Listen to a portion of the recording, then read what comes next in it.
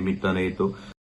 मोशी येथे कचऱ्याचा डोंगर कोसळून इमारत कोसळण्याची म्हणजे जी दुर्घटना घडलेली आहे या संदर्भामध्ये आपल्या माध्यमातून अनेक बातम्या माझ्यापर्यंत पोहोचल्या। नागरिकांनी ही अपेक्षाही व्यक्त केली। या भागाचा लोकप्रतिनिधी म्हणून मी तिथे व्हिजिट देणं ही अपेक्षा देखील व्यक्त केली, परंतु मणक्याचं दुखणं बळावल्यामुळे काही दिवस प्रवासावर मर्यादा आहेत।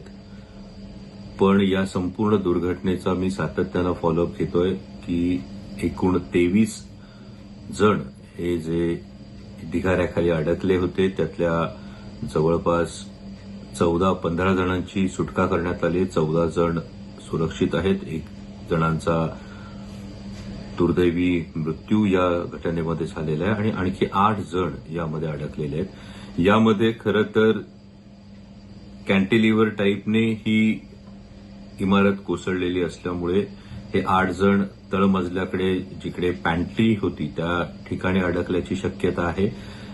एनडीआरएफने इमारतीच्या आजूबाजूचा कचरा दूर केलेला नाही, इमारतीच्या मागच्या बाजूने कट करून आत शिरण्याचा त्यांचा प्रयत्न आहे। कालही स्निफर डॉग असतील, लाईव्ह डिटेक्टर मशीन असतील, हे करण्याचा प्रयत्न होता। बचाव कार्यामध्ये नक्कीच अडचण आहे, कारण या कचऱ्याच्या ढिगामुळे मिथेन वायूचं प्रमाण हे जास्त आहे, ऑक्सिजनची कमतरता आहे आणि रेस्क्यू टीमसाठी सुद्धा ही अतिशय धोकादायक परिस्थिती आहे। आणि असं असताना सातत्यानं हे बचाव कार्य सुरू आहे।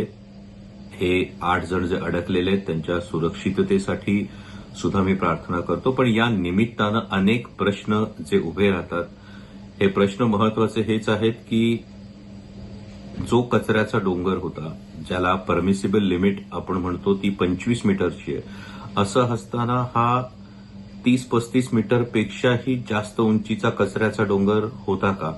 या संदर्भातला धोका माननीय आयुक्तांनी सांगितलं की फार मोठ्या प्रमाणावर पाऊस झाला।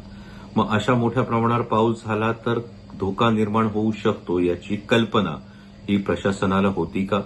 याचबरोबरीनं महापालिकेचे जे शहर अभियंता आहेत, जे पर्यावरण विभाग बघतात, यांची नैतिक जबाबदारी निश्चित ही होणं गरजेचं आहे।